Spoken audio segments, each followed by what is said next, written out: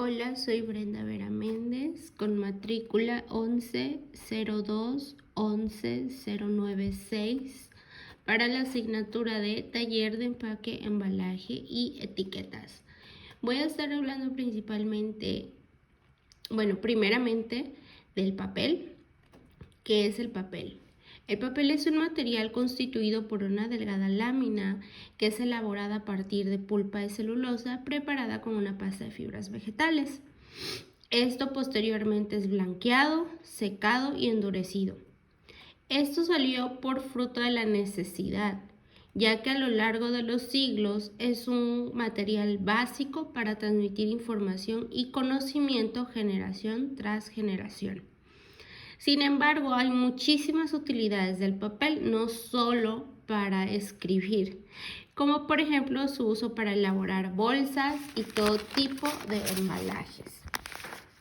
Aquí podemos ver una bolsa de papel, que es un papel un poco más resistente, es un poco más duro que este.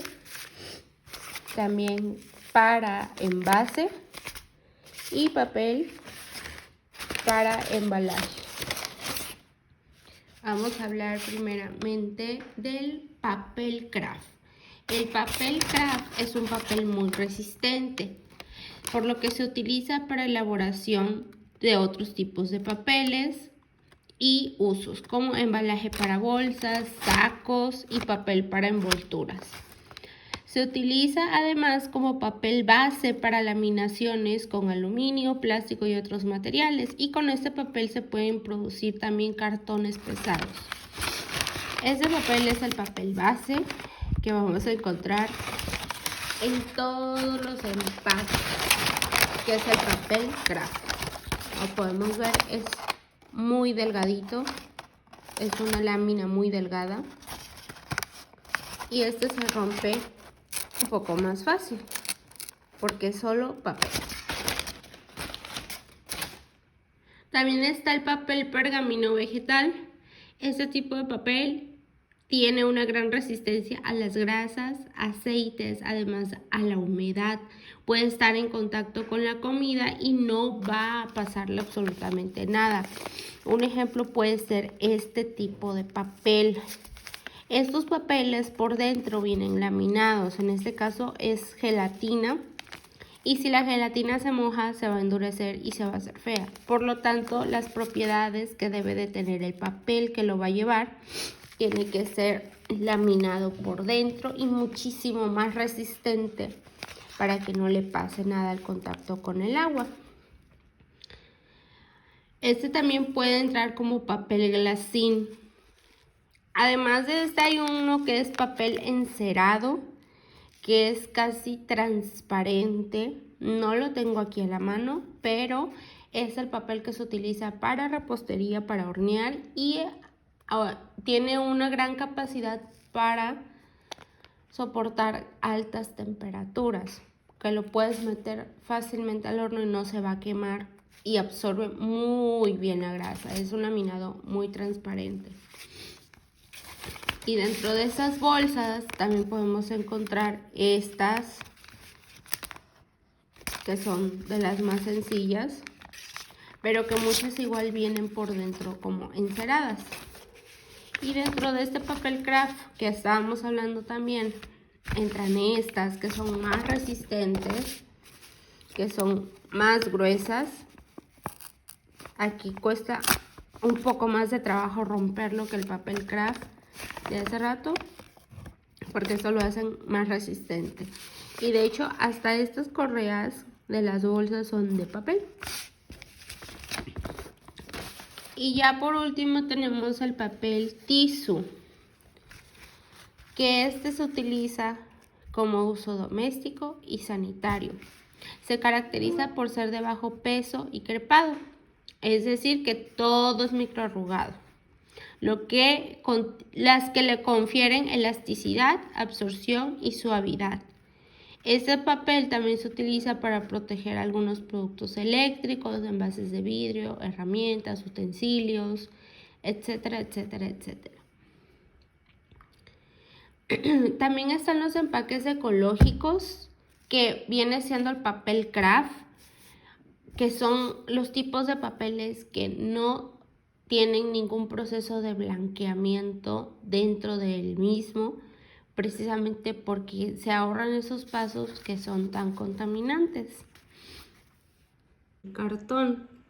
Esto está formado por láminas de papel superpuestas, las cuales suelen estar formadas por fibra virgen, igual que el papel reciclado. Además, para que sea más resistente, se puede mezclar con madera de pino. Hablando un poco de la historia, este se inventó en 1874 por Oliver Long, quien inventa lo que posteriormente va a evolucionar como cartón corrugado, que es una especie de sándwich hecho con dos láminas de papel entre las cuales pegan tiras o virutas de papel. Ahora, hablando de los 5 tipos de cartón más importantes, hablaremos sobre el cartoncillo.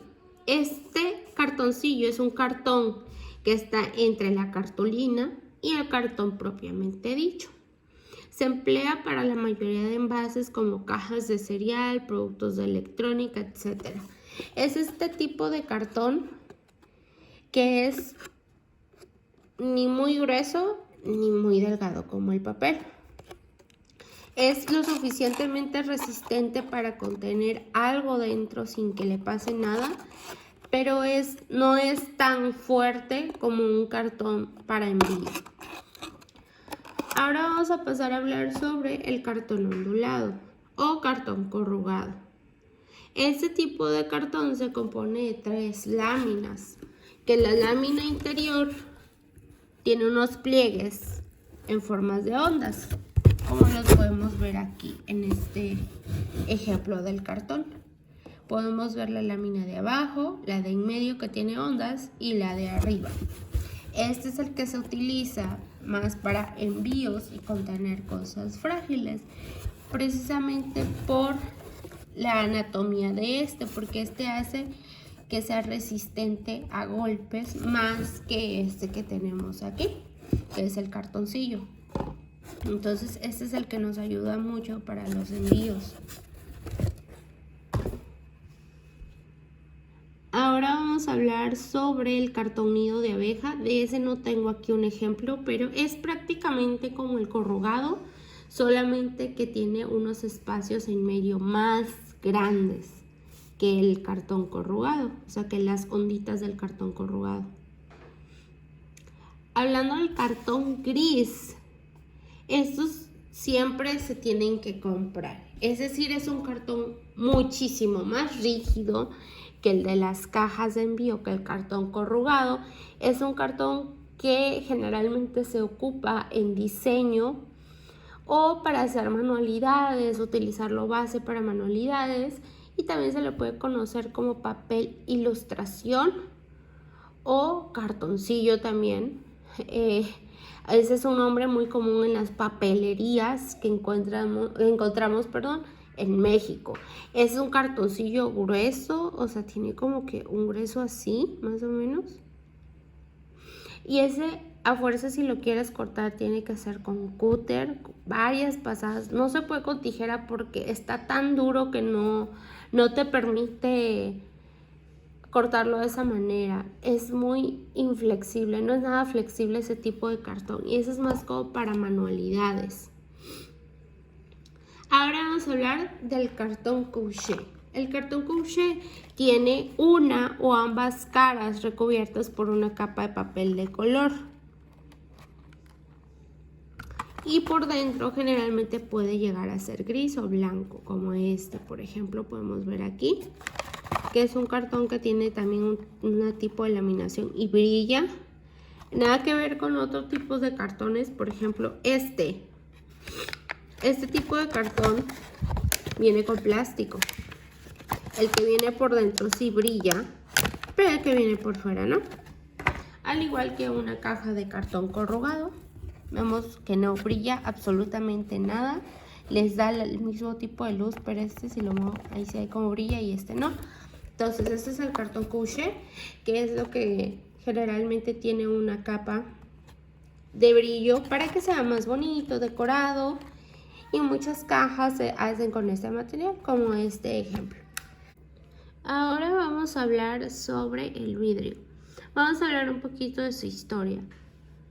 En Francia, a finales del siglo XVIII, el gobierno ofreció un premio para quien descubriera un método muy útil de conservar los alimentos.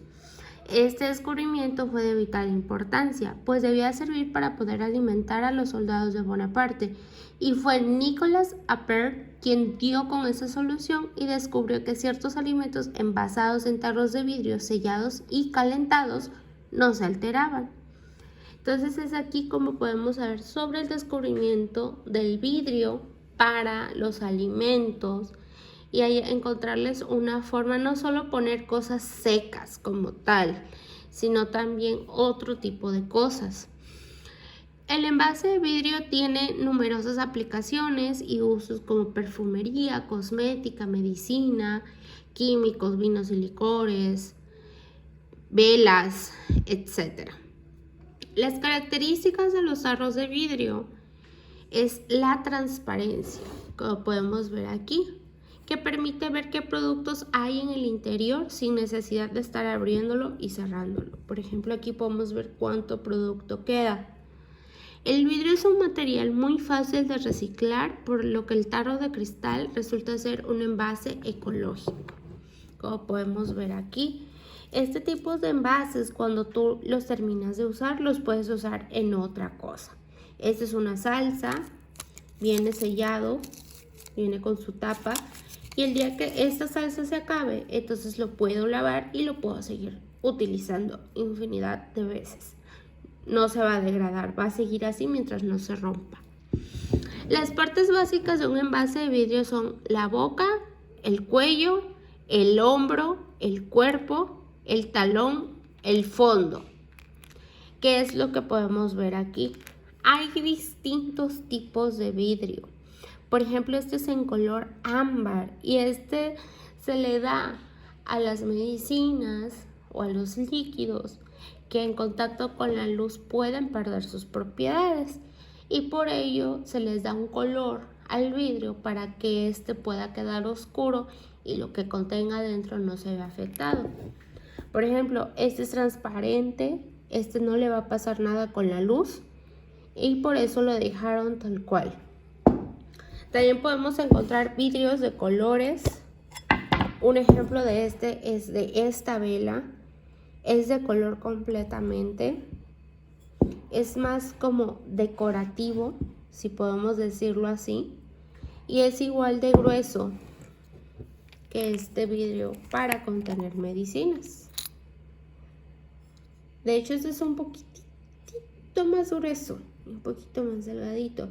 De hecho, todo igual depende de los grosores del vidrio y qué es lo que vamos a contener dentro de este. Ahora hablaremos sobre Tetra Pak y es esto que tenemos aquí enfrente. Hablando sobre un poquito de historia, Ruben Rausing establece Tetra Pak en Suecia y comienza a trabajar en esto. Y es lo que presenta un nuevo sistema de envasado y genera una gran atención. En 1952 se entrega la primera máquina de envases de cartón con forma de tetraedro de Tetra Pak. Y la industria láctea de Lund en noviembre comienza a envasar la crema en envases de cartón. En 1956, Tetra Pak se traslada a las nuevas instalaciones de la fábrica en Lund y es el lugar donde se encuentran actualmente. El trabajo de desarrollo comienza en el envasado aséptico, es decir, como por así decirlo, la inyección dentro de estos productos. Este está abierto para que veamos cómo está por dentro, porque por fuera tú lo ves y es un envase de cartón plástico, pero por dentro es así. Los recipientes de Tetra Pak se componen en un 75% de cartón y un 20% de polietileno, 5% de aluminio. Al pasar por un proceso hidromecánico de reciclaje, la fibra de cartón se separa de los otros dos materiales. Tetra Pak unió esfuerzos con Ursina, que es una empresa suiza, para investigación y desarrollo. Utilizaron la inyección de vapor y Ursina logró producir la leche esterilizada con prácticamente el mismo sabor y valor nutricional que el producto original, y es por esto que este envase es ideal para leches, jugos naturales, bebidas líquidas. Este envase va a ayudar a que se mantenga todo por dentro, ya sea a temperatura ambiente, frío, porque sus propiedades ayudan a eso, como por ejemplo la capa de aluminio, y esto hace que se mantenga por muchísimo tiempo, demasiado tiempo. Ahora vamos a hablar sobre plásticos. La invención del plástico revolucionó la industria humana para siempre. Inicialmente se desarrolló a finales del siglo XIX como un sustituto del marfil para crear bolas de billar. Por el norteamericano John Wesley Hyatt, quien pudo sintetizar el celuloide disolviendo celulosa vegetal en alcanfor y etanol. Años después, en 1909, Leo Hendrik logró un polímero a partir de fenol y formaldehído, que fue el primer plástico sintético de la historia. Se considera esto el inicio de la era de plástico que tuvo su auge en el siglo XX. ¿Pero qué es el plástico? El plástico es el nombre genérico y común que se le da a una serie de sustancias de estructura molecular y características físico-químicas. La mayoría de los plásticos son concretamente materiales sintéticos y derivados del petróleo, obtenido mediante procesos de polimerización, es decir, procesos de síntesis de largas cadenas de átomos de carbono que dan origen a una sustancia orgánica, que es moldeable con el calor y es muy resistente al frío. Este material es sumamente versátil gracias a su livianidad, tacto agradable y resistencia a la degradación biológica como ambiental. Perdón. Una disculpa. Estas propiedades son difíciles de conseguir con otros materiales y hacen del plástico al mismo tiempo una bendición y un problema, ya que a la par de ser el material sintético más útil, también es la principal fuente de contaminación del planeta. Por suerte, el plástico es reciclable. Ahora vamos a hablar de la clasificación de los plásticos. Primero hablamos del PET, que es el plástico para la producción de envases de botellas de refresco, de agua, aceite, y tiene la ventaja de que es reciclable. Ahora vamos a hablar del polietileno de alta densidad. Tiene mayor grosor y rigidez, lo que le confiere más resistencia al calor y al frío. Se emplea para fabricar botellas de lácteos, garrafones y de detergentes. Es muy resistente, no se rompe fácilmente. El PVC, es perfecto para la fabricación de botellas de shampoo y detergentes, juguetes, tuberías, mangueras, etc. No es reciclable y no conviene utilizarlo nuevamente. Ahora hablamos del polietileno de baja densidad. Es un material muy seguro, de ahí salen botellas de agua, bolsas del súper, plásticos para envolver, puede ser reciclado especialmente como bolsa. Por ejemplo, lo podemos utilizar. Viene sellado, pero tenemos la ventaja de reutilizarlo. Se acaba, podemos meter otra cosa aquí. El polipropileno es un material resistente al calor y no deja pasar la humedad, grasa o productos químicos. Lo hace idóneo para fabricación de envases de mantequilla y yogur, así como pajas y tapas de botella. Se puede utilizar con toda seguridad, además permite ser reciclado. También tenemos el poliestireno. Se usa mucho en cafeterías y restaurantes porque se encuentran en envases de hamburguesas, vasos desechables, vasos para bebidas calientes, cubiertos, etc. Hay que tener en cuenta su alto grado de contaminación porque no se debe reutilizar. Otros plásticos de los que hablamos es también los plásticos para embalaje. Por ejemplo, este es el papel piel. Esto es muy resistente. O sea, por más que uno lo estire, no se va a romper. O sea, va a estar muy difícil, al menos que le pase una aguja. Lo estiramos y esto es perfecto para los empaques. También este tipo que tenemos aquí, este es muy resistente. A ver, lo voy a abrir.